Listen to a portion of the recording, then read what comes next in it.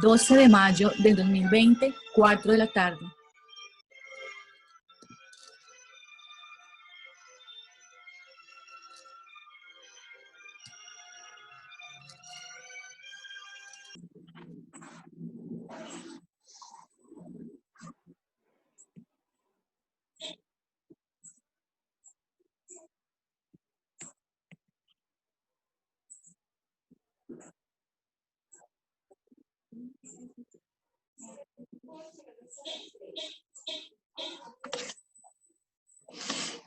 Buenas tardes, bienvenidos.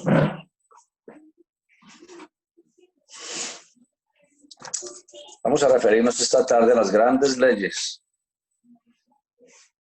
que están presentes en el universo y que rigen todo cuanto existe en el universo, en la naturaleza y en el ser humano.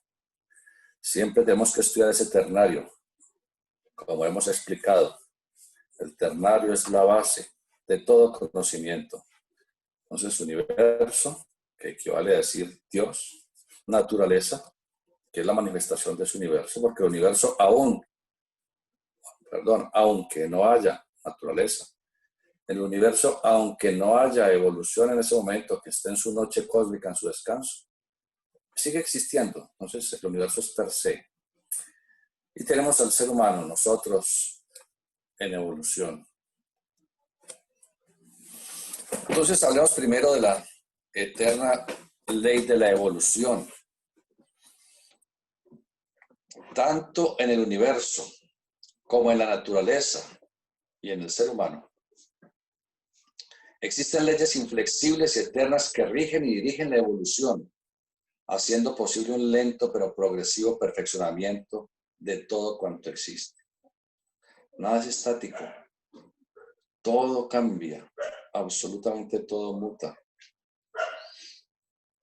Uno dirá, pero si yo dejo esta mesa ahí quieta, ¿qué le cambia la usted ahí? Espérese 100.000 años siquiera a ver si todavía existe. Ya sus elementos constitutivos, los elementos químicos, por acción de insectos o de hongos, o simplemente el clima, cualquier cosa, va poco a poco, haciendo que se pierda esa integridad estructural. Y en 100.000 años, esta mesa no existe. Todos sabemos que toda la naturaleza tiene un tiempo de degradación cuando se deja en su estado quieto. Unas cosas se degradan más rápido, otras se demoran millones de años, como en el caso, por ejemplo, de las moléculas del carbono, del uranio, etc.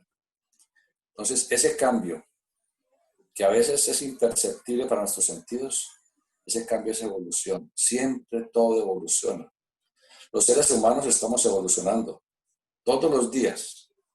Tenemos una experiencia nueva, tenemos un conocimiento nuevo, tenemos un sentimiento nuevo. Esta noche, cuando nos entregamos al sueño, no seremos los mismos que éramos ayer cuando nos entregamos al sueño.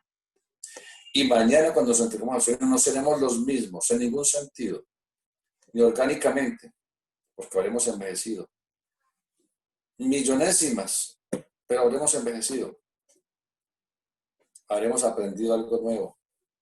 Siempre existe ese cambio, mutación. Eso es evolución. Nada es estático, ni en el universo, ni en la naturaleza, ni en nosotros, los seres vivientes.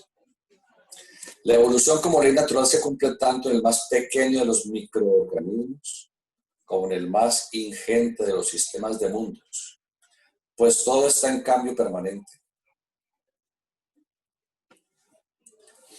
Los biólogos analizan la evolución de un proceso acelerado. En sus tubos de ensayo, en sus cajas de Petri, hacen los cultivos de bacterias, de hongos. A esto lo someten por procesos acelerados de evolución, se someten a ingeniería genética, haciendo que en sus moléculas de ADN, de ARN, de ácidos nucleicos, que es el material genético de la herencia y de la vida formal, les provocan cambios, mutaciones, y pueden ver en cosas de semanas, probablemente en cosas de días, pueden ver los cambios genéticos que tiene una población. Más objetivamente, se utiliza mucho en los laboratorios también las investigaciones con plantas. Así como el sacerdote Gregorio Mendel, analizó la genética en poblaciones de leguminosas. Hacía cruces genéticos de una variedad con otra y observaba los resultados genéticos. De allí se dio las leyes de la genética. Otros biólogos investigan en una mosca muy pequeña que se llama la mosca de la fruta, o Drosophila melanogaster. Hacen que poblaciones de una especie de esta mosca, de una variedad de esta mosca con otra, van formando cruces genéticos. Luego se les extrae el ADN y el ADN se analiza y se investiga los cambios que tienen los diferentes codones que constituyen los genes, y esto es la molécula de ADN. Eso es la evolución acelerada que tiene la capacidad de estudiarlo. Los físicos estudian los átomos y estudian el nivel de degradación que tiene un átomo, su pérdida de electrones, de magnetismo, de electricidad, todo. Y de esta manera pueden hablar de cómo los diferentes elementos químicos van mutando, van cambiando. Porque los elementos químicos todos no son más que agregación sucesiva de átomos, de electrones, de protones y de neutrones. Es una sucesiva agregación. Y la degradación de ellos, también al perder protones, neutrones, electrones, pueden reversarse y convertirse en otros elementos. Por ejemplo, demostraron científicamente que el uranio, en su proceso de degradación, de fisión, puede producir oro.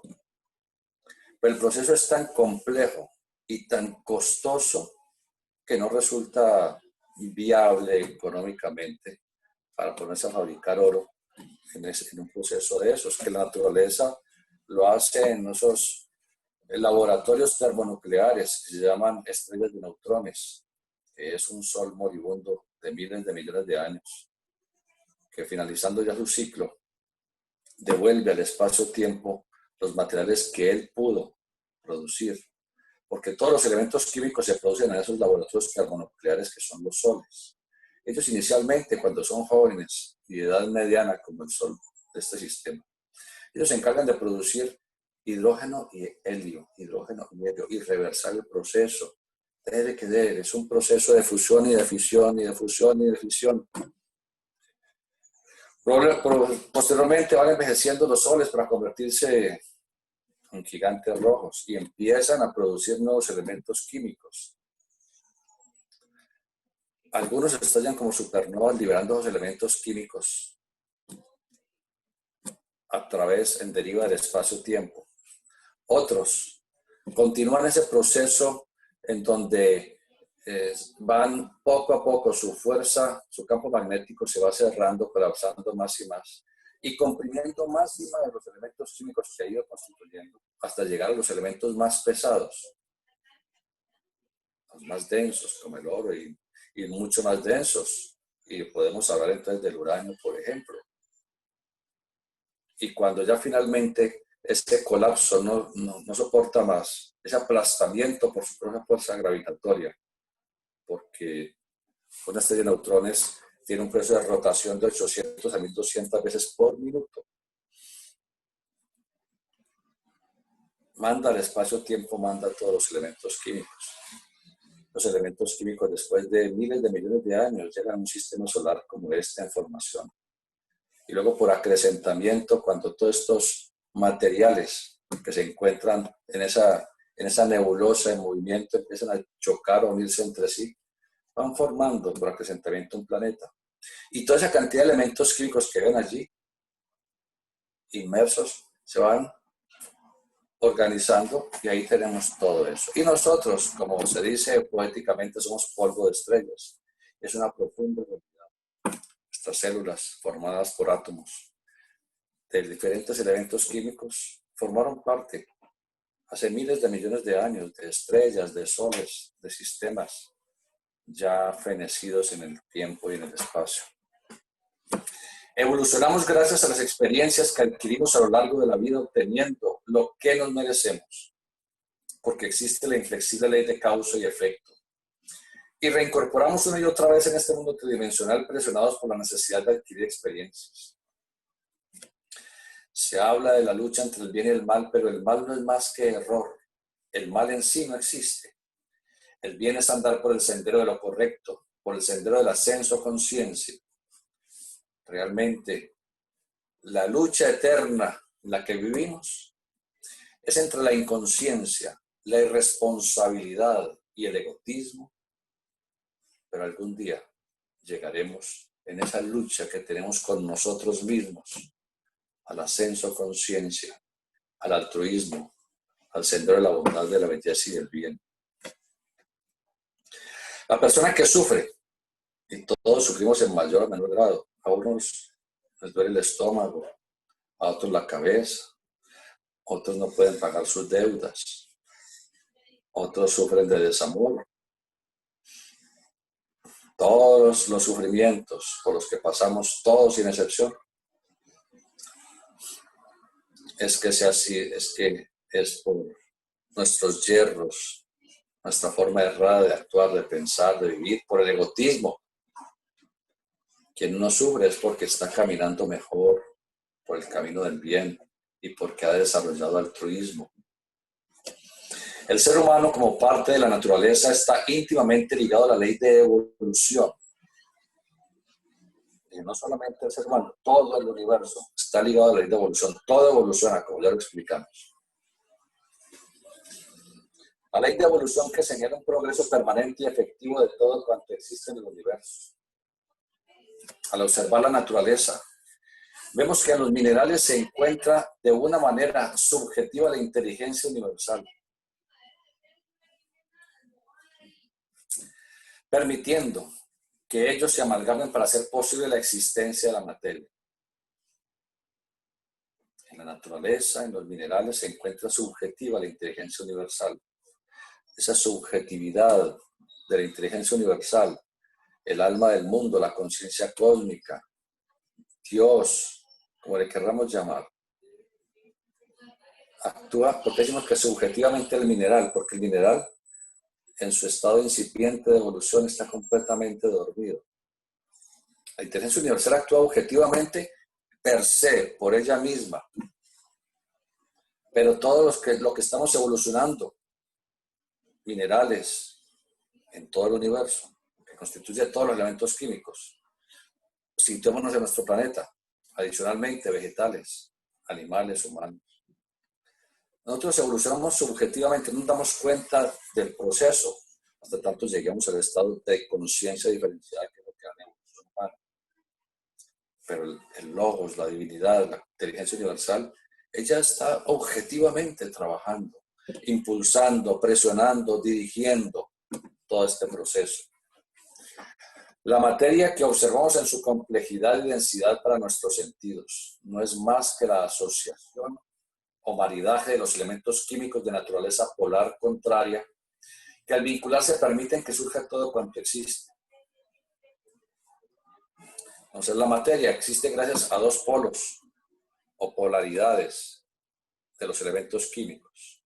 Unos son de naturaleza electropositiva, los cationes. Otros de naturaleza eminentemente electronegativa, los aniones. Los de naturaleza positiva se casan, entran en un maridaje, se atraen, se fusionan con los de su polaridad opuesta y esos elementos químicos forman los compuestos. Y los compuestos forman la materia. Pensemos en elementos extremadamente sencillos, el hidrógeno, el cual se considera que es electropositivo, porque en su última capa o nivel o la única capa de de electrones que tiene, pues solo tiene un electrón. Él tiene la capacidad de ese electrón, como es un hito nomás, tiene la capacidad de compartirlo muy fácil, de entregarlo muy fácil. Veamos el oxígeno. El oxígeno en su último nivel o capa de energía, donde circulan electrones, tiene en esa capa, tiene la posibilidad de recibir 2 electrones. Entonces, en esos 2 puestos libres que tiene esa última capa electrónica, entonces un hidrógeno llega y le entrega su electrón a ese huequito que está disponible. Y otro hidrógeno hace lo propio, le entrega su electrón a ese otro huequito que está disponible. Entonces son 2 hidrógenos y se mezclan a una molécula de oxígeno y tenemos H2O. Y así son todos los elementos químicos. Todos los elementos son electropositivos y electronegativos y ellos se amalgaman y forman los compuestos. Por eso explicamos, la materia en su complejidad es la asociación o maridaje de los elementos químicos de naturaleza polar contraria que al vincularse permiten que surja todo cuanto existe. Pero la materia no la podemos desligar completamente de la energía, porque energía y materia son los 2 polos de la causa eterna del universo. Entonces, desde el punto de vista esotérico, nunca se dice materia y energía, sino que se dice materia-energía, haciendo referencia a que son 2 aspectos de lo mismo. ¿Qué es lo mismo? La divinidad, el alma del mundo, la siempre existente esencia. Y para que ayudar un poco nuestra inteligencia, decimos Dios, pero es más esotérico y científico decir alma del mundo, o el Ensof, o aquello, o Para Brahman, como dirían en el Oriente.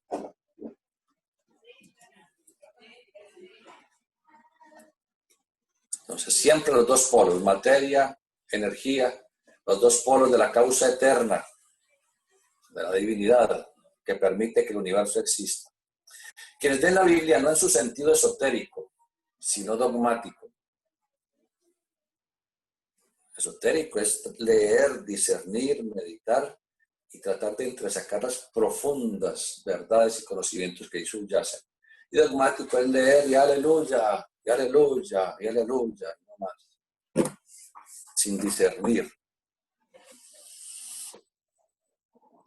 Quienes leen la Biblia en su sentido esotérico, sino dogmático, dicen que en el Génesis se hace referencia a la creación del ser humano y no a la evolución. Entonces dicen, en todos estos siglos pasados hubo siempre esa lucha eterna, en donde la religión dice, no hay evolución, sino creación. Dios creó al hombre, punto. Nada, que el hombre fue evolucionando progresivamente. No se dan cuenta tanto la ciencia que dice que hay evolución y la religión que dice que hay creación. No se dan cuenta que ambos tienen razón. No fuimos creados, fuimos emanados. Siempre hay una emanación de lo preexistente. ¿Qué es lo preexistente? La causa primera, la causa de las causas, la divinidad. Fuimos emanados, pero hemos tenido que evolucionar porque la vida no es solamente un conglomerado celular y bioquímico. Para la ciencia, el espíritu no existe. El pensamiento, la imaginación, la sensibilidad y la genialidad no son más que procesos químicos que se dan allá en las circunvoluciones cerebrales. Química, no es sino química. Para ellos, para la ciencia, eso es todo lo que es la vida. Química y no más que química. Entonces, por lo menos van a la bioquímica, la química de la vida. Los filósofos dicen que tiene que haber una inteligencia universal, una conciencia suprema. La religión dice, pues existe Dios y existe el espíritu. Y los esoteristas cogen absolutamente toda esa cantidad de información y la vinculan y dicen, todo eso es parte de una única verdad, de la única realidad, que es el alma del mundo.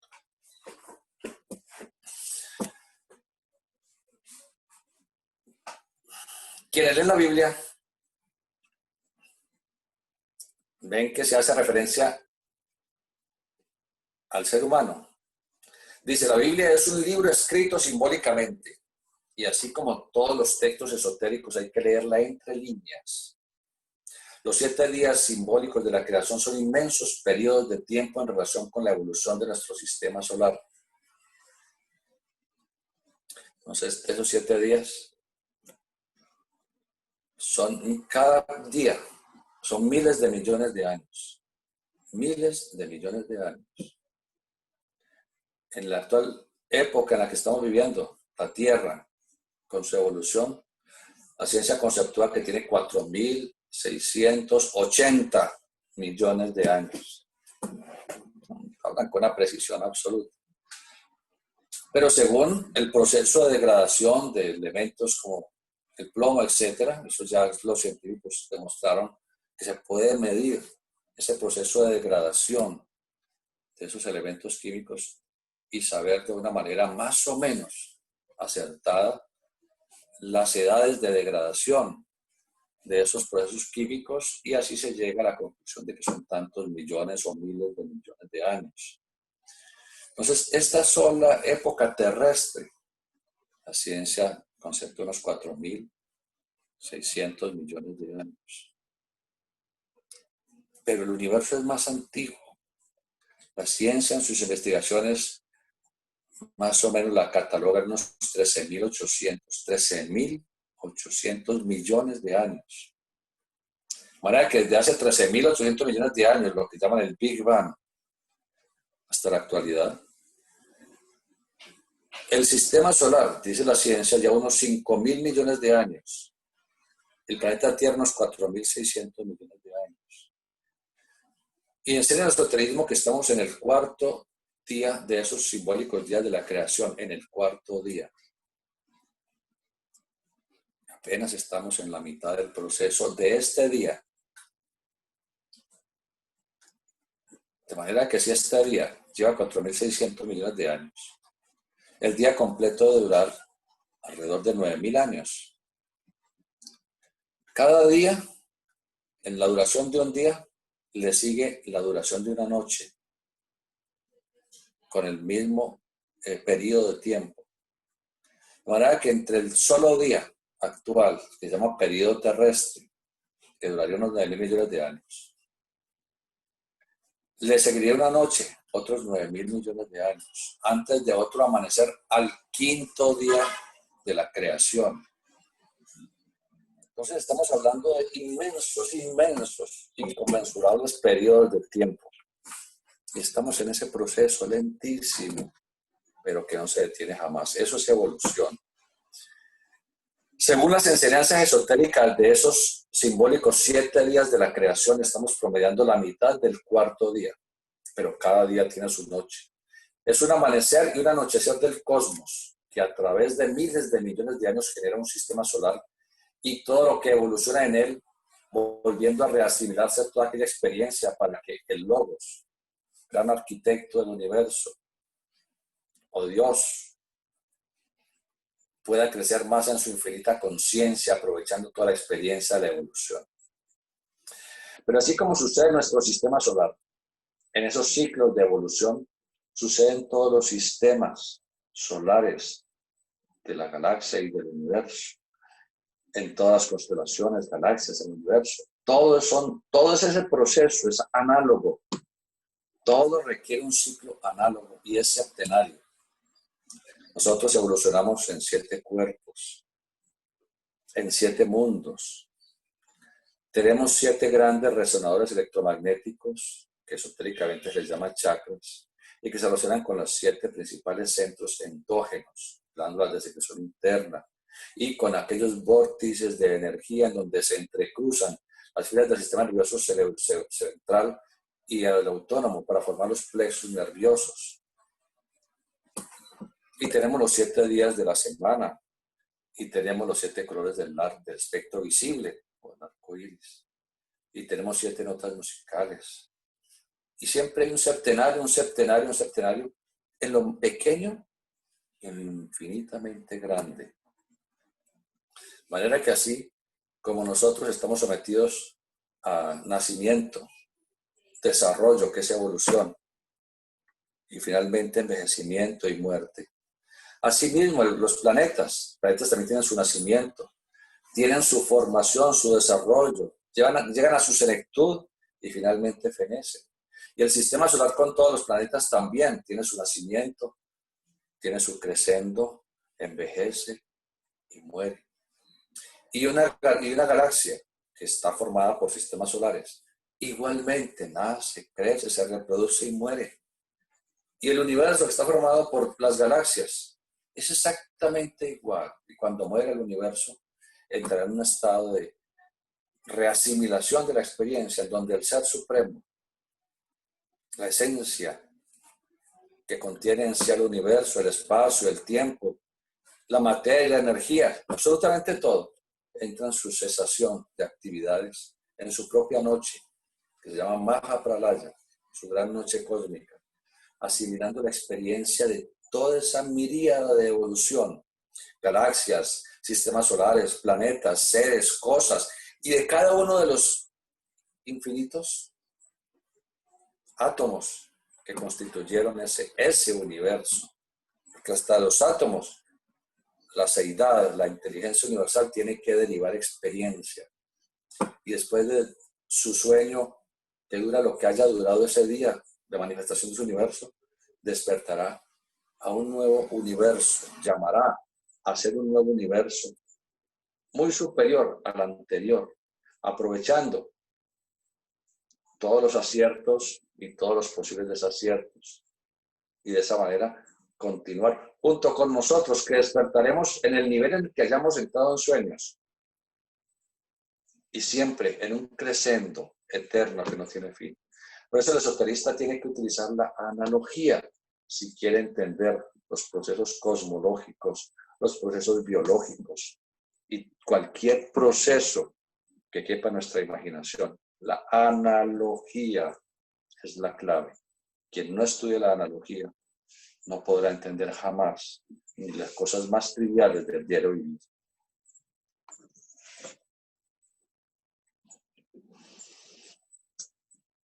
Así como sucede en nuestro sistema solar, en esos ciclos de evolución sucede en la galaxia, en las galaxias, en el universo.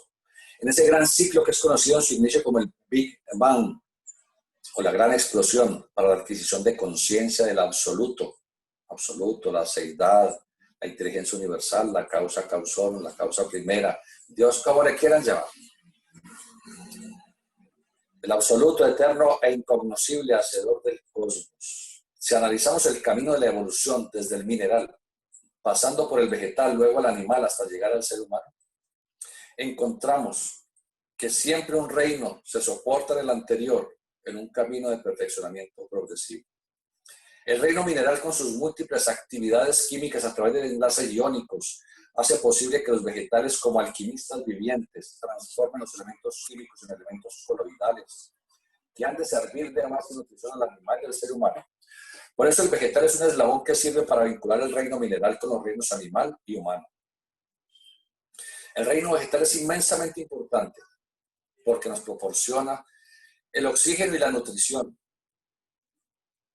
Entonces el reino vegetal se soporta en el reino mineral y lo transforma. Transforma la materia mineral en materia vegetal a través de que esos minerales se convierten en coloides. Por eso no es lo mismo coger un pedazo de hierro por ahí, un pedacito de llenadura de hierro y comérnoslo. No nos va a servir para nada y probablemente nos hará daño. Pero el vegetal ha cogido esas limaduras de hierro y a través de la oxidación que produce el agua en el mineral, hace que se libere el oxígeno presente en el agua, reacciona con el hierro, formando óxido férrico, óxido ferroso, dependiendo del tipo de molécula, la cual ya es asimilable por las raicillas de los absorbentes del vegetal, las cuales las incorpora a su materia vegetal. Por ejemplo, la espinaca, que tiene mucho hierro. Por ejemplo, el banano, que entre otros elementos fuera del fósforo, también tiene hierro. Por ejemplo, las manzanas, que usted da un mordisco y se la deja ahí quietecita un rato, el oxígeno del ambiente oxida el hierro y se ve negra.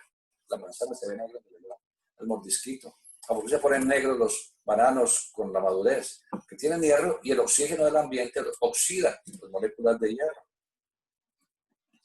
Entonces, cuando los animales y los seres humanos consumimos los vegetales, ese hierro en estado coloidal ya lo podemos asimilar y fijarlo en las moléculas de hemoglobina en la sangre, que tiene la capacidad de atraer más oxígeno a través de la respiración, el intercambio que se produce en los alveolos pulmonares, y de esa manera estamos evolucionando. Entonces, hemos evolucionado el hierro desde el reino mineral, pasando al coloide vegetal, pasando al animal, pasando al ser humano.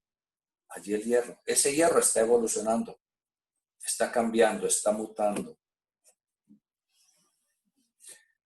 El reino vegetal, que se soporta en el mineral, es inmensamente importante porque nos proporciona el oxígeno y la nutrición, además de reflejar ese color verde gracias a las moléculas de hemoglobina.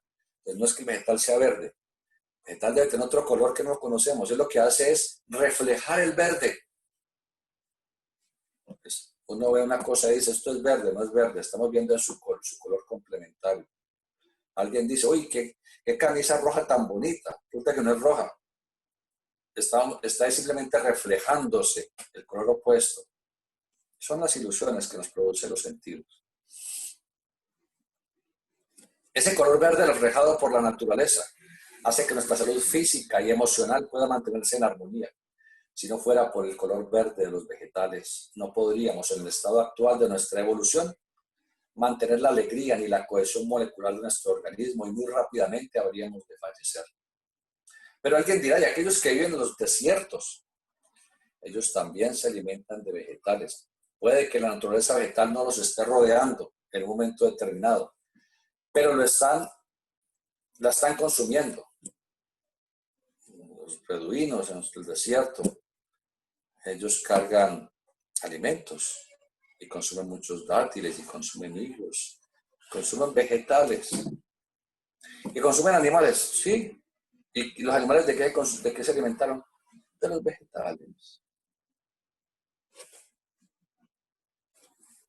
En los animales comienza el proceso del movimiento independiente de la emoción. Entonces, ahora el reino animal se soporta sobre el reino mineral y se nutre del reino vegetal.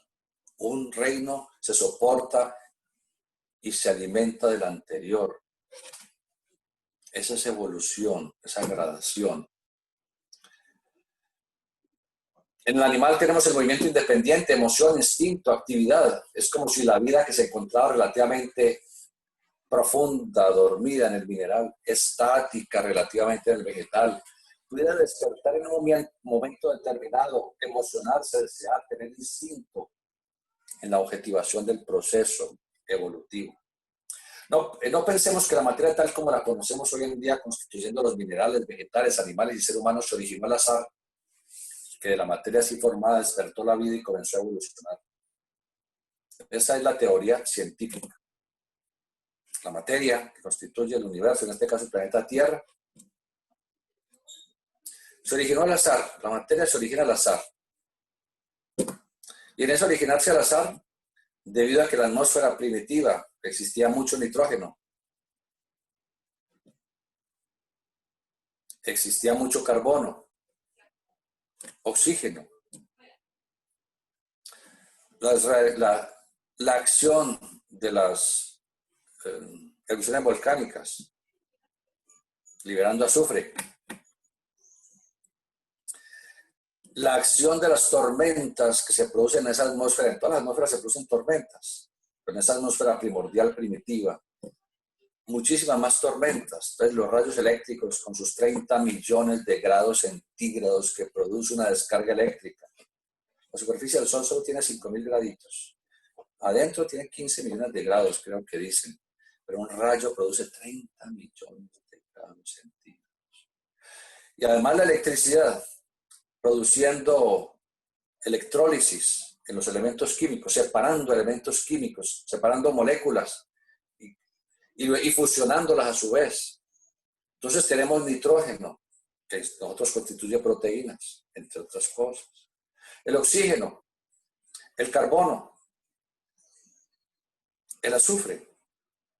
Las reacciones eléctricas, eso produce, ¿qué? Produce aminoácidos esenciales. Entonces, la ciencia dice, mire lo fácil, se produjeron aminoácidos esenciales. ¿Y qué son las proteínas? Porque constituye todo nuestro cuerpo. Proteínas es una asociación de aminoácidos esenciales. Así se surgió la vida.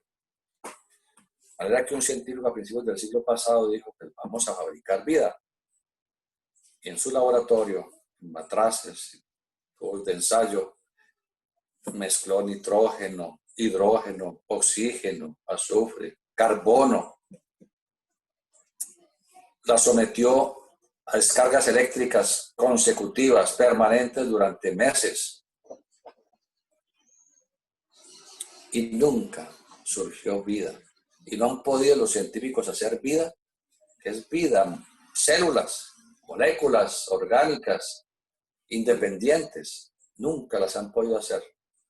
Por eso quienes afirman que el tal bichito este que nos está afectando, el bichito 19, que fue fabricado en un laboratorio, no es posible fabricar, no por lo menos en la actualidad. No puedo decir qué pasará en el futuro. ¿Pueden manipularlos genéticamente? Sí, se pueden manipular y de hecho lo hacen con ingeniería genética. Y aprovecha esa manipulación genética de los virus para que después sirvan como la llave para penetrar en los seres vivos y provocar cambios en la cadena, en los codones genéticos que forman el ADN y hacer que síndromes y enfermedades llamadas genéticas puedan ir poco a poco superándose. Eso lo están haciendo. Modificar genes de una molécula viva, sí. Fabricar vida, no. No sabemos el futuro que nos depare.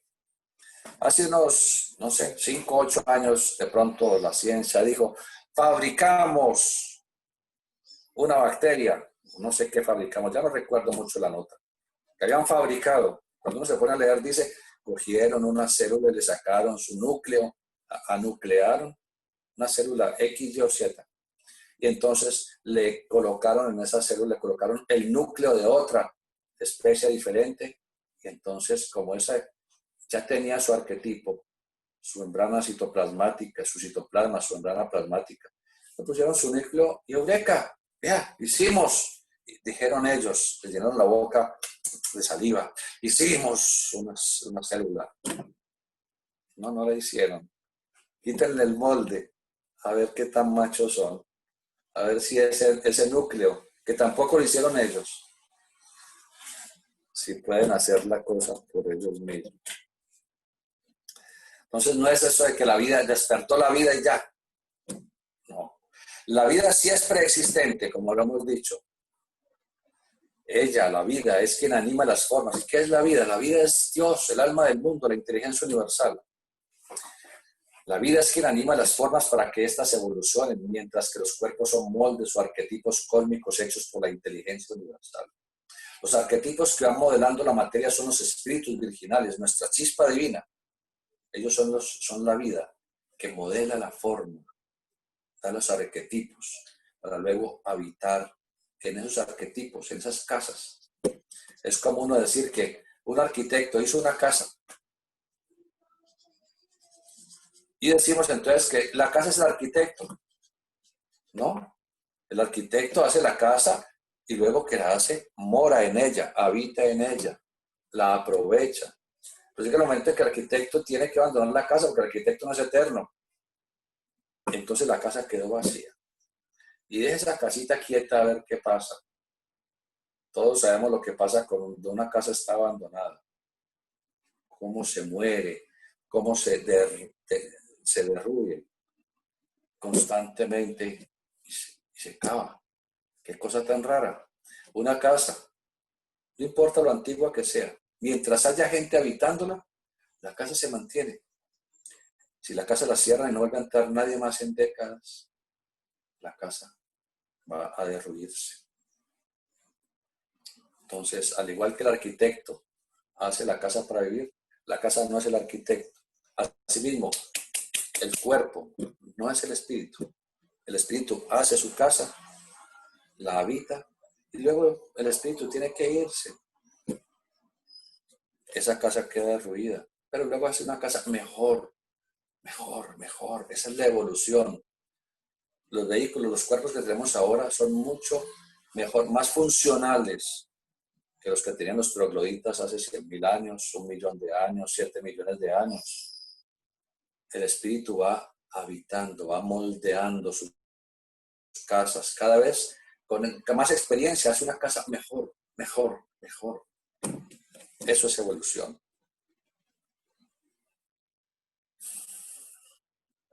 Primero fue la vida y después la forma. La forma no es preexistente a la vida, como lo afirma la ciencia.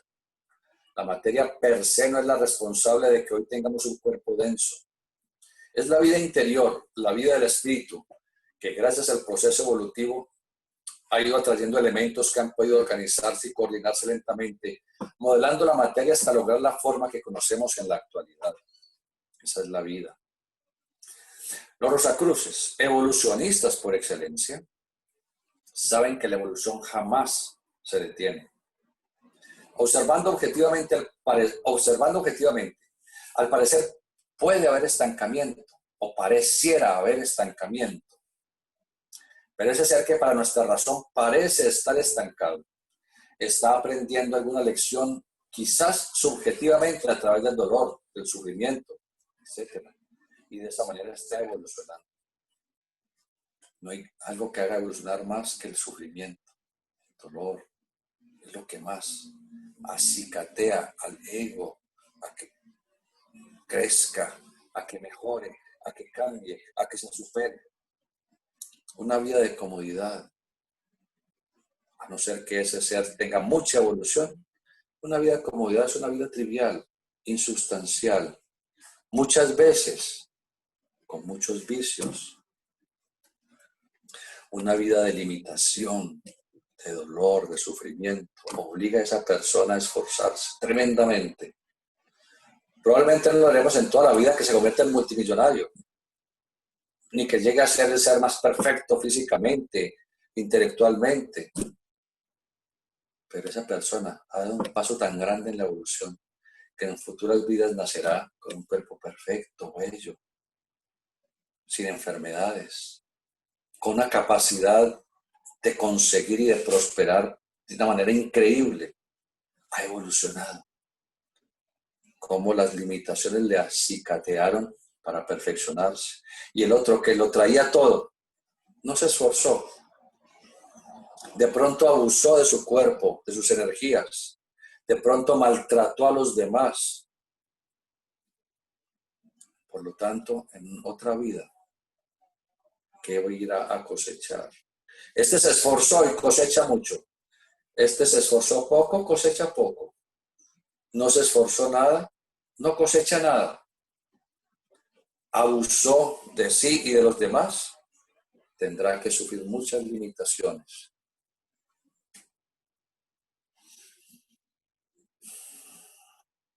En algunas enseñanzas de índole orientalista, debido a una inadecuada comprensión de estos temas, se dice equivocadamente que el ser humano puede regresar a la evolución animal, vegetal o mineral si no se porta bien o si no sea el discípulo de algún maestro. Allá en mi juventud primera, muy adolescente, pertenecía a un grupo de algún maestro del Oriente. El maestro dijo: por bondad del maestro, ustedes cuando mueran yo los estaré esperando y ya no van a volver a nacer más. Ya se van conmigo al nirvana. El que yo he iniciado hoy aquí, si se retira de nuestro movimiento, tendrá la posibilidad, por bondad del maestro viviente, como se llaman ellos, de encarnar como humano en otras vidas. Volverá a nacer, pero nacerá como humano. En cambio, el resto de la humanidad, que no ha sido iniciada por el maestro viviente, tendrán que nacer como animales, como vegetales, o como piedras.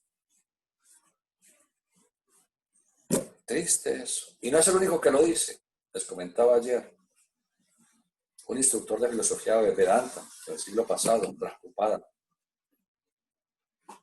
Algún día yo muy entusiasmado, filosofía Vedanta. Esto es maravilloso, vamos a leer. Cuando dice que el ser humano encarna en animales, encarna en vegetales. No, esto no es para... Dejemos esto aparte. No la filosofía Vedanta, óigase bien, sino el enfoque que ese instructor le estaba dando al asunto. No puede haber retrogradación, no. Eso sería retrogradación, lo que no es posible para el espíritu que siendo de naturaleza divina y habiendo alcanzado el nivel de conciencia que actualmente tiene como ser humano, no puede ir atrás, porque la evolución es perfeccionamiento progresivo. Al ser humano que parece rezagarse, la ley cósmica de evolución le ha de ayudar a trascender las limitaciones que tiene, acelerando así su progreso.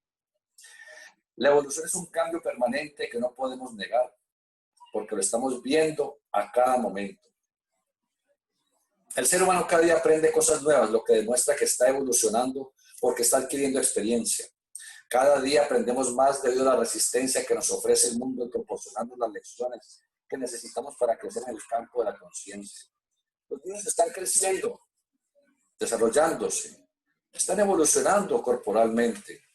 La humanidad como conjunto está progresando en el campo de la civilización, adquiriendo permanentemente nuevos conocimientos a través de las investigaciones científicas.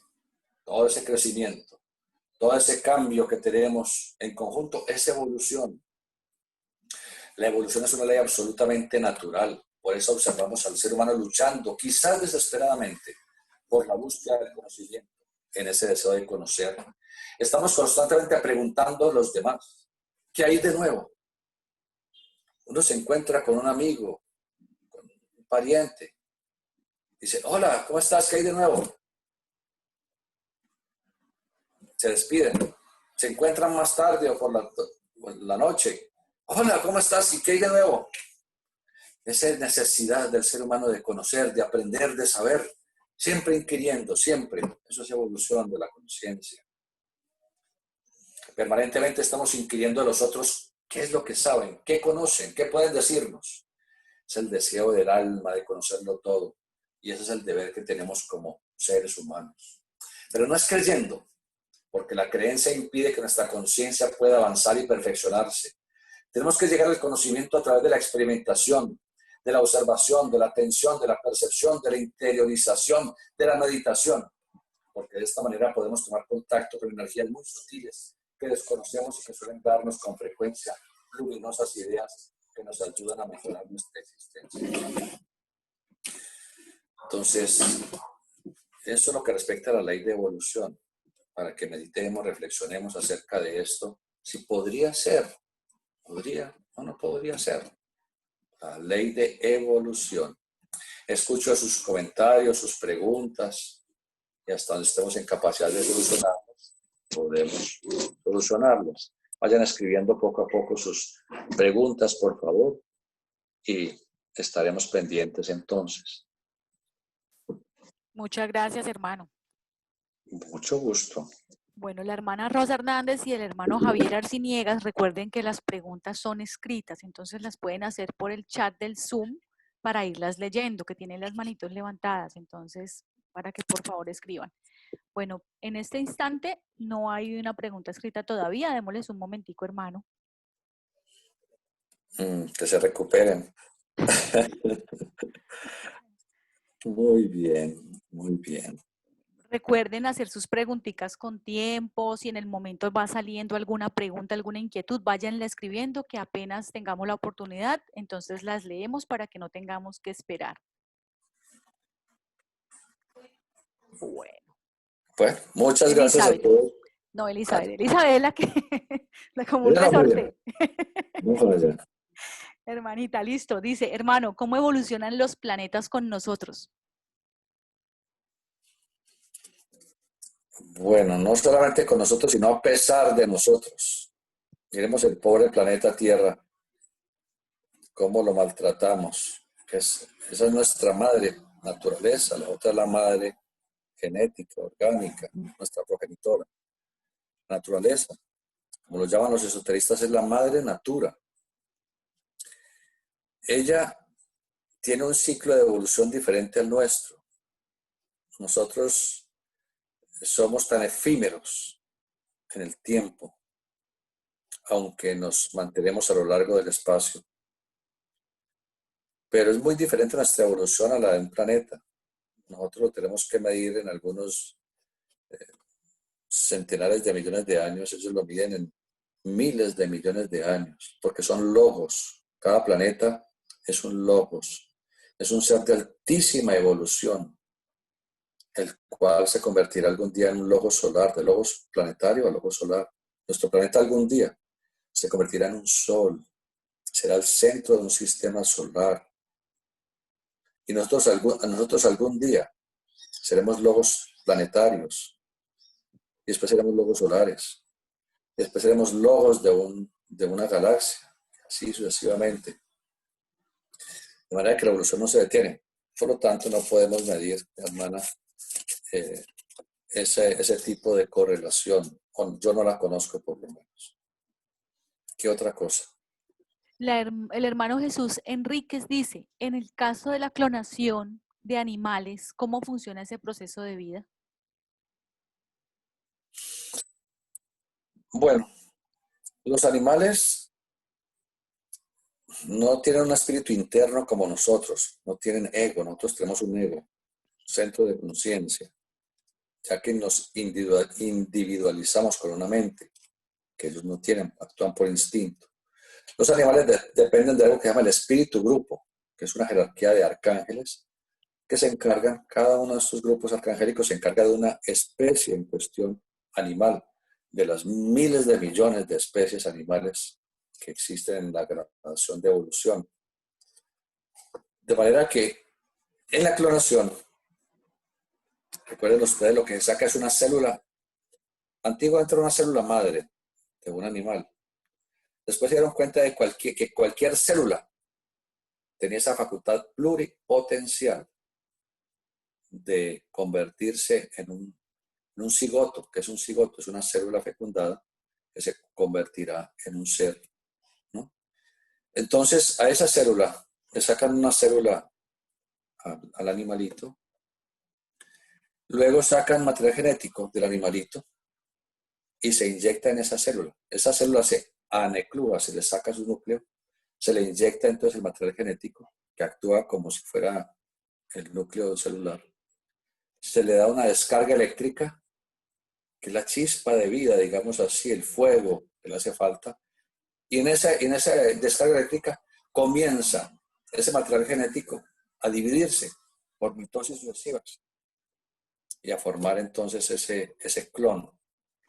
Es un proceso en el cual la ciencia lo hace, no está haciendo vida, ¿no? Está aprovechando la vida para darle un empujoncito, en donde el individuo resultante es idéntico al original, porque no hay mezcla genética con otro individuo. Ese es los mismos genes. Observaron que estos animales clonados degeneran muy pronto, no tienen un periodo de vida largo como el de los demás animales. Estamos hablando de Dolly, la oveja pequeña famosa, y tantas ovejas que clonan y tantos animales hoy en día. Ellos son efímeros, no son longevos como sus demás especies en relación con su duración de vida, su ciclo vital. Son efímeros y desarrollan rápido. Dolly, a los pocos meses, después de que se convirtió en adulta, rápido ya sufría artrosis y artritis. Mostraba todos los signos de vejez que muestra una oveja de varios años. De manera que no les gustó mucho la clonación, aunque siguen haciéndola. ¿Con qué fin? De investigar. Supuestamente para el día de mañana, clonar a los multimillonarios que no quieren perder su platica ni su poder. Entonces piensan los científicos y anhelan falsamente los multimillonarios que el día de mañana, cuando ya desarrollen bien la clonación de organismos que puedan mantenerse en el tiempo y con toda la salud, porque genéticamente quieren hacer que no sufra ningún tipo de enfermedad ni de envejecimiento, oiga bien. Ellos dicen que se puede controlar el envejecimiento y todas las enfermedades. Eso es lo que dicen, no han podido. no creo que puedan. Entonces los pobres ricos tienen esa ilusión que cuando ya estén muy viejitos y muy enfermos, porque ya les duela mucho todo, se van a hacer clonar. Y que al clonarse, ese individuo que va a ser físicamente idéntico, porque tiene las células solo de él, que ese va a ser él, y que por lo tanto él puede otra vez coger sus compañías y su dinerito y todas sus cosas y va a seguir inmortalizado e inmortal. No. Cuando hagan un clon humano, si es que algún día se atreven realmente, lo logran hacer un viable, ¿qué pasará? Que las jerarquías creadoras colocarán allí, en ese clon, otro espíritu, porque un espíritu no puede estar en dos lugares a la vez, porque es una mónada, una unidad, es única. Entonces, ¿cómo? Díganme ustedes, ¿cómo va a ser para esa mónada estar al mismo tiempo en dos cuerpos? Y si este tipo, digamos que se murió, ¿cómo hace la ciencia para coger esa mónada y la va a atrapar en el espacio-tiempo y la va a meter aquí a este otro cliente? No, esa mónada tiene que irse en su proceso normal, las regiones suprafísicas, estar allá de 1000 a 1500 años antes de regresar. Para que la clonación nos preocupe por eso. Otra pregunta. El hermano Hernando Machado dice, hermano, ¿qué opina de la regresión? ¿Es buena o mala? Bueno, hablamos de esto hace semanas. Repitámoslo.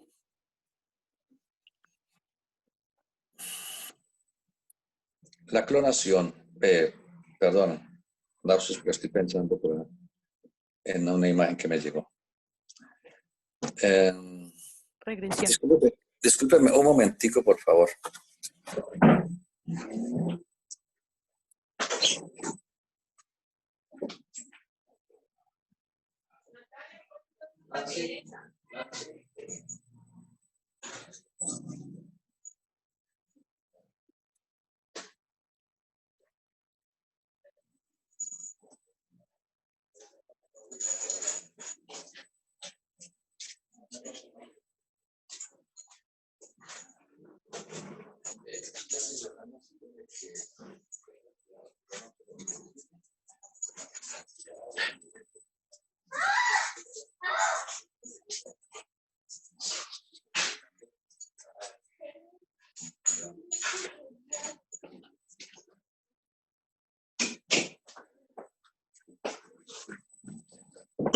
Discúlpeme, por favor. Es que me llegó una preocupación y entonces no capté la pregunta. ¿Me la repite, por favor? Sí, De señor. Antonio Machado. Que el hermano Hernando Machado pregunta que qué opina de la regresión. A las regresiones.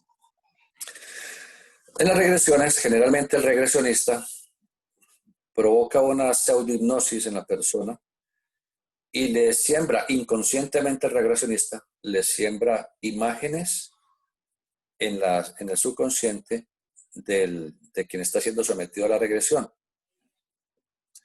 Por lo tanto, lo que la persona mira supuestamente en el pasado, la inmensa mayoría de los casos son ilusiones de la mente del regresionista y no realmente imágenes del pasado propias que está recordando.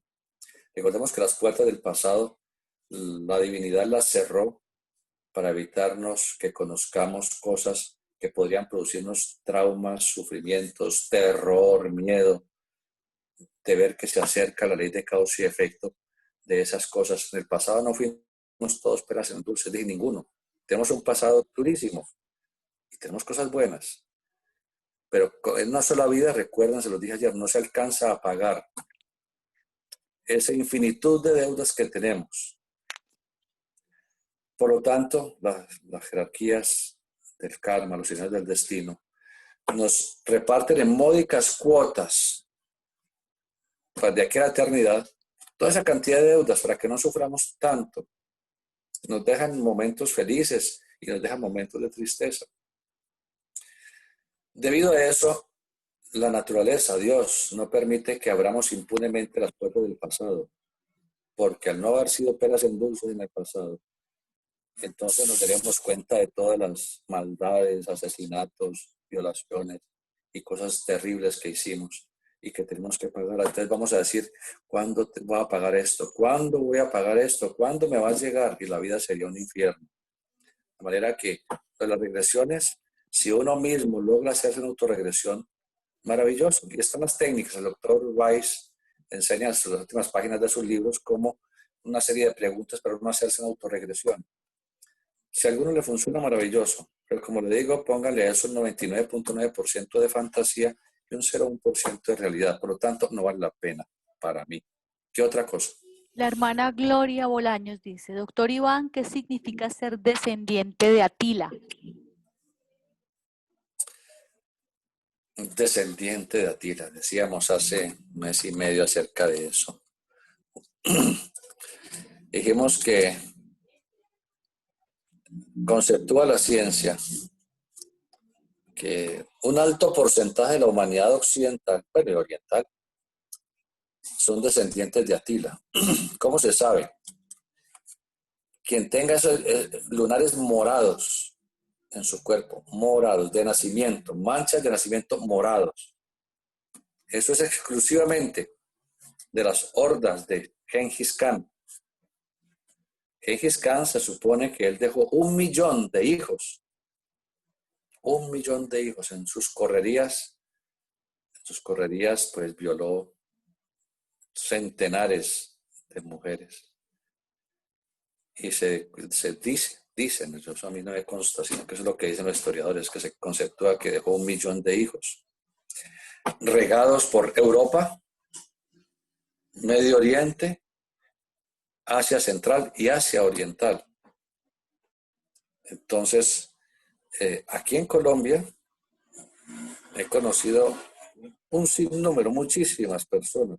Una consulta médica les llevan niños y dicen, doctor, ¿y este morado qué es? ¿Qué nació con esa mancha morada? Muchas personas lo tienen. Esos son descendientes directos, si no de Gengis Khan, por lo menos de su ejército, porque eso es una característica solamente de los antiguos mongoles.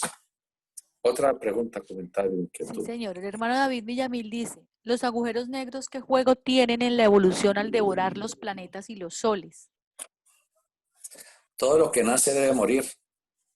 ¿Y para qué debe morir? Para volver a nacer y seguir evolucionando. Nada es eterno. Como dice el cantante popular nuestro, nada es eterno en el mundo. Solo lo absoluto es eterno. Solo es lo único eterno. Por eso le llama el eterno. El resto, todo lo demás es nacer y morir. De manera que hay una eyección de materia interestelar que la ciencia está buscando afanosamente desde hace muchas décadas, que los llaman, teóricamente, los físicos teóricos llaman agujeros blancos. Porque dicen, si hay un agujero negro que absorbe toda la materia y toda la energía y no se sabe qué pasa con ella, debe haber agujeros blancos. Asimismo, como la ciencia teórica conceptúa que así como hubo un Big Bang, probablemente era un Big Crunch, un nacer y un morir del universo. Aunque hay muchas teorías del universo, pero bueno, no entremos en física teórica. ¿Otra cosa? La hermana Berta Inés Alarcón dice, buenas tardes, hermano. Quiero preguntar si en el proceso de evolución los animales tienen karma o porque hay animales que sufren tanto mientras otros viven mejor que los seres humanos. Bueno, primero que todo, recapitulemos lo que ya hemos dicho en estas semanas. Karma viene de una raíz sánscrita, kri, que significa acción, y toda acción tiene una reacción. Se piensa, por una mala interpretación de esta palabra, que karma es todo lo malo que le cae a uno. Y como popularmente, si uno tiene problemas, qué karma, no, tengo un karma, es que mi suegra no me quiere, qué karma el que tengo. Y así se pasa el ser humano con karma, todo es karma, todo lo malo. Y le llaman a lo bueno dharma. No, karma lo es todo. El hecho de que el universo haya surgido en ese primer momento de la ciencia del Big Bang es karma, acción. Generó esa acción. Y esa reacción es la manifestación del universo y su posterior después disolución. Cada pensamiento, cada palabra y cada acto bueno, regular, o malo genera un karma, sembramos una acción y genera una reacción. Entonces, no pensemos que el animalito que sufre es porque tiene un karma negativo y el que goza es porque no tiene karma. El que goza, el universo, no existe sino acción y reacción, karma, eso es todo. Que unos animalitos sufren a veces por culpa nuestra, que los maltratamos, terrible, muy grave. Y otros llevan una vida de reyes, porque los tratamos muy bien. Entonces uno dice, no, entonces la dignidad es injusta, estos sufren y estos no sufren. No, hay una explicación para todo. En esa emanación de vida y de poder del alma del mundo, esas oleadas en evolución, en este caso la oleada animal, se ven sometidas, lo mismo que nosotros, a una serie de polarización llamados rayos en los cuales emanamos, y cada uno tenemos que evolucionar por una línea de evolución característica. Digamos que los animalitos que sufren mucho y otros que están a cuerpo de rey, mejor que muchas personas. Esos animalitos, cuando algún día, dentro de eones, no puedo decir si serán millones de años o qué, no, cuando entren a la oleada de evolución humana, serán superhumanos. Cuando entren a la oleada de evolución humana, no es que van a tener cuerpo como el de nosotros. Serán humanos, ¿de qué manera? Estamos hablando de estado de conciencia, no de cuerpo. El cuerpo que tengan, eso lo decidirá la inteligencia universal. Y en el mundo en el que evolucionen, lo decidirá la inteligencia universal.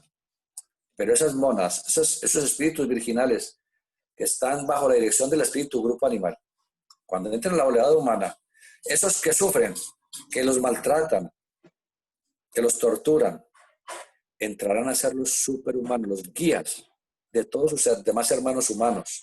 Esos que llevan una vida tan cómoda, esos animalitos que llevan una vida de reyes, entrarán por la colita de la evolución al estado humano, porque después de animal pasa a humano. Entrarán por el estado de evolución, serán pasivos, van a formar parte de la base de la evolución, que van a ser dirigidos por ¿quiénes? Por unos hermanos mayores. ¿Quiénes? Esos que sufrieron tanto en su evolución animal.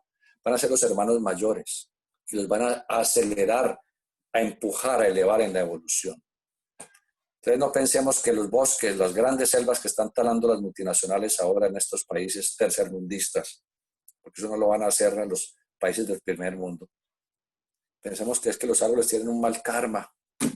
No, karma es todo, acción y reacción. Otra pregunta. La hermana Jenny Orozco pregunta, ¿es decir que la clonación y la inseminación artificial son antinaturales y no deberían practicarse? ¿Podrían generar karma?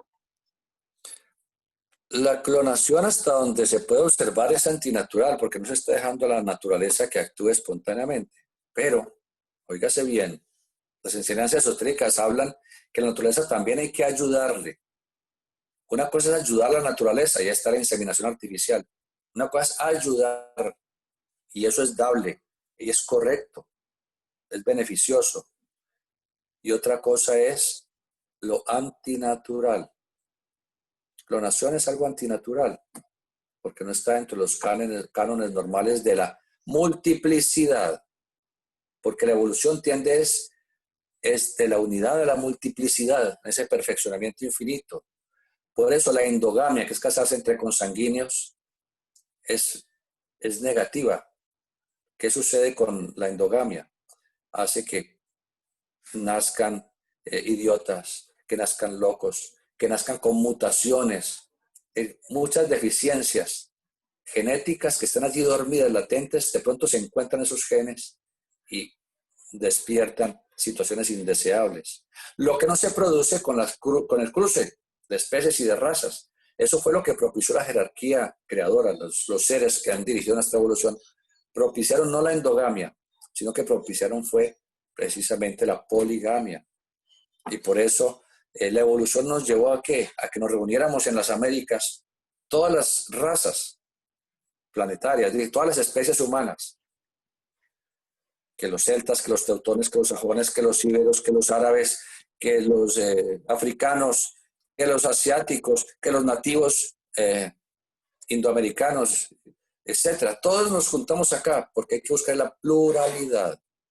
Un clon, no hay pluralidad, es una homogeneidad y por eso es que estos animales degeneran rápidamente y no persisten en el tiempo. ¿Qué otra cosa?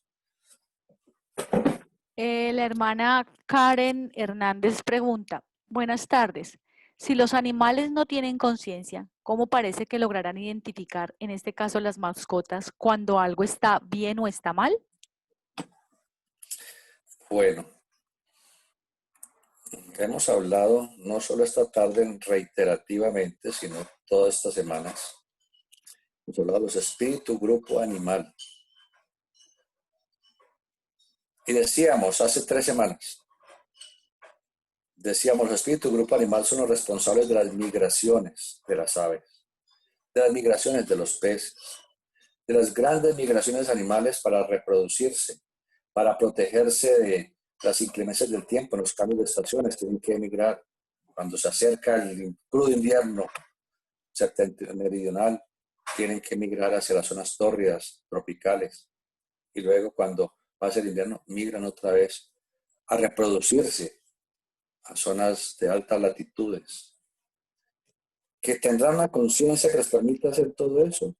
La ciencia dice, no, es que ellos tienen en la cabeza, y lo dijimos hace 3 semanas, tienen un pequeño imán y que ese imán hace que entonces puedan seguir líneas geográficas de las líneas electromagnéticas de la Tierra y no sé qué y no sé cuánto. ¿Qué me dirán ahora que el polo norte magnético se fue desde Canadá hasta Siberia, hasta Rusia? Entonces los pobres animales no van a seguir migrando en determinadas líneas, no, que se van a ir todos para Rusia pasando por Europa. No, somos espíritu grupo. Son seres de más evolución que nosotros, que no tienen cuerpo físico ni cuerpo vital, que en su cuerpo material es el cuerpo emocional, y ellos habitan en la atmósfera terrestre, en el mundo del deseo planetario. Y ellos son los encargados de que los animales parece que tuvieran conciencia, parece que tuvieran inteligencia. Uno dice, es que a este perro no le falta sino hablar. Eso lo dice todo el mundo. Y lo explicamos hace 3 semanas. No. La inducción psíquico-mental de la persona que cuida a ese animal, que le enseña, que le dirige, hace que ese animalito parece que hablara. Que se ha demostrado que hay caballos, que hay perros que saben sumar, restar, multiplicar. No porque tengan un espíritu interno y una mente, sino que esa cercanía al ser humano provocó que el átomo simiente del cuerpo mental relacionado con su cerebro se encaje en la zona frontal del animalito, y el animalito entonces tiene la capacidad de aprender, no racionalmente, no intelectualmente, y mucho menos conscientemente, porque no tiene un espíritu interno, sino que es por la cercanía con el humano. Y los animales que están en libertad, los animales salvajes, que actúan con esa inteligencia, que la ciencia no lo llama inteligencia, es instinto animal, es porque el espíritu grupo les sopla. Miren, hay comida a 10 kilómetros de acá, llevemos toda la manada, vamos a llevarlos allá porque allá es donde está la cosa. ¿Qué es lo que hace que el zancudito o el mosquito salte antes de que uno le dé el golpe de gracia? La ciencia dirá, el animal tiene unos ojos compuestos que tienen centenares y miles de células que le permiten detectar absolutamente tal y tal y tal pascual. Eso es real. Pero es el espíritu grupo animal que le dice al zancudito o al mosquito, le dice, salte que viene el golpe. ¿Qué otra cosa? El hermano David Villamil dice, respecto a lo que está diciendo, ¿qué pasa con la gente que está en criogenia? Es con lo que estaba diciendo antes, hermano, de lo del... Bueno, la criogenia no la están haciendo con gente viva. Cuando la persona fallece clínicamente, cuando el médico dice, falleció, inmediatamente es sometida a la criogenia. Supuestamente esperando dentro de algunos siglos, décadas o siglos, cuando la ciencia avance tanto, que logre curar esa enfermedad que llevó al fallecimiento de esa persona. entonces que con ingeniería genética logren revertir el proceso tumoral o lo que mató a la persona y despertar a la persona otra vez. Eso es una falacia. Eso es un falso sueño. Y no hay nada que hacer. Una vez que se revienta el cordón plateado que une al átomo simiente del cuerpo vital, con el átomo simiente del cuerpo físico, con el átomo simiente del cuerpo emocional y con el átomo simiente del cuerpo mental, el espíritu se retira con esos átomos a las regiones del ultra a seguir su proceso normal de estar 1000 a 1500 años en las regiones antes de regresar. De manera que ese cuerpo que está en criogenia es solo eso, un cuerpo, es materia que no volverá nunca más a despertar. Otra cosa podría, oiga bien, podría ser, pero eso no lo sé. Si una persona, tal como piensan con los astronautas del futuro, someterlos a criogenia, a un sueño artificial, en donde el metabolismo va casi a cero, y después los despiertan décadas o siglos o milenios después. No sé si eso se puede hacer, no tengo idea. ¿Qué otra cosa? El hermano Ignacio Quintero dice, ¿es la evolución de los minerales la explicación para el Big Bang de acuerdo a las leyes de la termodinámica y la conservación de la materia, por cuenta de las cuales afirman algunos que no pudo haber Big Bang si la materia-energía no se crea ni se destruye, sino se transforma? Bueno, siempre hay un pequeño problema y es que yo preguntas largas no las contesto jamás a nadie. Por eso siempre cuando le digo a la gente, cuando me escriben, a los hermanos del extranjero, les digo, por favor, no me escriban una pastoral.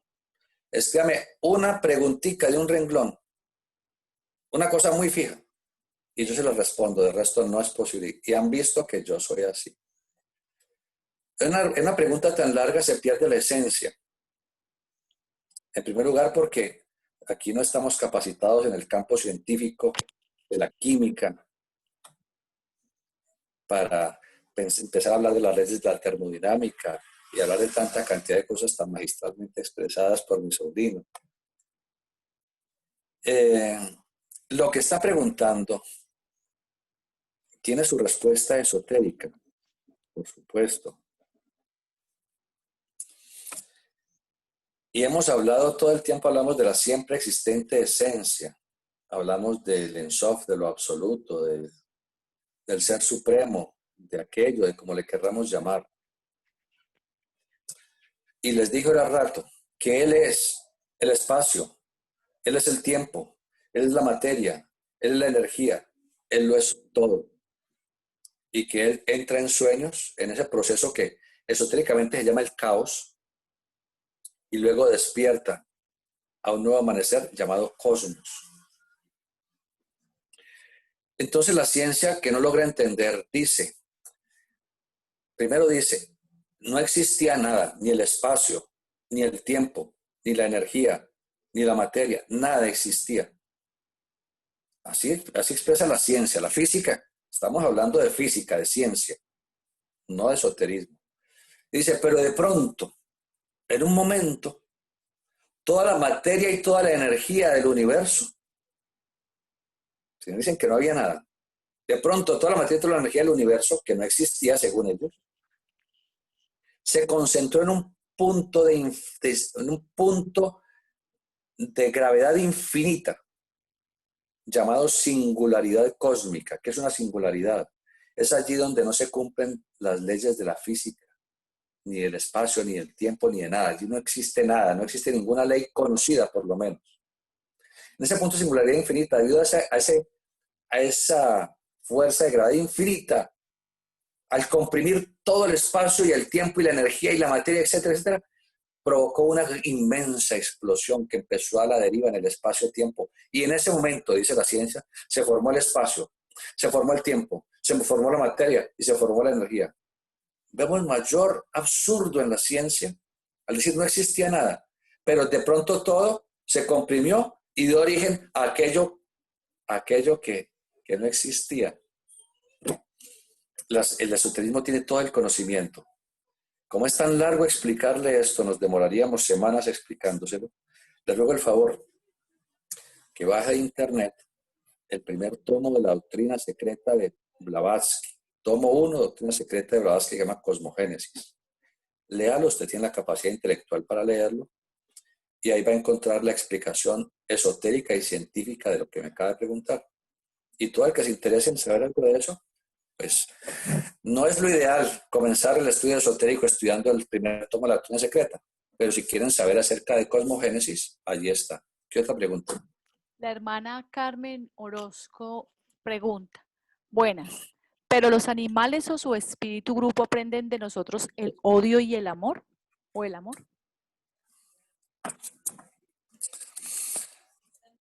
Ayer hablamos de la sensibilidad. Dijimos dos frases. La sensibilidad es la razón de ser del instinto en plantas, animales y de la autoconciencia en el hombre. Primer axioma. Segundo, la sensibilidad es la llave que abre todos los mundos. Y les dije, todo en la naturaleza reacciona a la sensibilidad. Todo esto lo dijimos ayer, repitamos. Las plantas más exuberantes en un jardín son las que cuida con esmero una persona que ama las plantas. Uno, por ejemplo, consigue una planta muy bonita y va y se la lleva a la casa. Y a duras penas le echa agua. Jamás se le saca la pobre plantica. La plantica se va volviendo chiradita, se va opacando, se va entristeciendo, real, positivamente, aunque no tengan pensamiento. Ahora les explico por qué. Hasta que finalmente muere. En cambio, otra persona lleva un duplicado de la misma mata y no solamente le echa agua, sino que le limpia con esmero las hojitas, todos los días le limpia las hojitas, le corta las cositas que tiene feas, la chocholea, y esa planta se torna exuberante, bellísima. Los animales que se les da amor, se les mima, que se les da ternura, que se les habla como si les estuviera hablando a un bebé, porque ellos son bebés. Esos animales se ponen hermosos. Y esos animales son todo amor, todo cariño, no importa que sea la especie más fiera que sea. Jamás desarrollará fiereza. Trate con palo al animal a ver, por más que sea de una especie muy mansa, a ver cómo se pone. La sensibilidad es la clave. La sensibilidad hace que todas las especies reaccionen favorablemente y les ayudamos a evolucionar. Porque todo cuanto existe está inmerso en el alma del mundo, en Dios. Es la sensibilidad cósmica. A través de la sensibilidad cósmica es como las plantas se tornan exuberantes cuando se les quiere.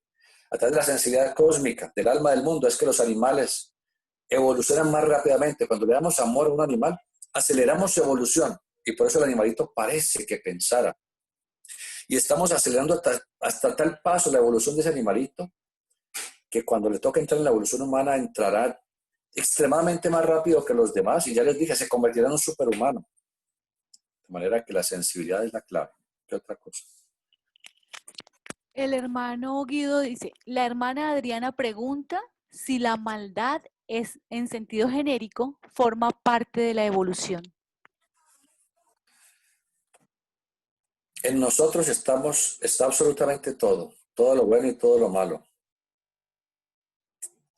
Así como en un gramo de uranio existe la posibilidad de generar gigavatios de electricidad para iluminar ciudades y con ellas, con todo lo bueno que trae la electricidad, que funcionen las clínicas, que funcionen las factorías y las empresas y todas las cosas. Asimismo, ese gramo de plutonio puede generar una bomba nuclear, termonuclear, de 20 kilotones, como fue para Hiroshima y Nagasaki, 20, no más 20 kilotones, 20 toneladas, 20 kilotoneladas de dinamita. Hoy en día fabrica una bomba de hidrógeno que produce 100.000 veces esa cantidad, más destructiva. Es decir, la energía o todo lo que hay no es ni bueno ni malo.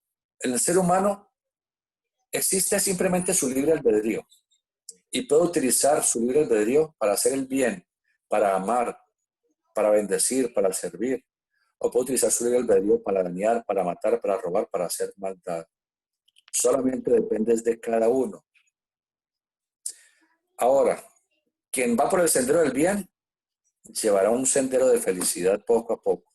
Quien lleva el sendero del mal, la ley de causa y efecto, lo limitará. Tal vez no en esta vida, no alcanza, pero tendrá la eternidad, vidas y vidas, la eternidad para ser limitado y que no vuelva a hacer más maldad. ¿Por qué no lo va a hacer? Porque no lo puede, sí lo puede, sino que a través de todo el sufrimiento que generó en otras personas por su maldad.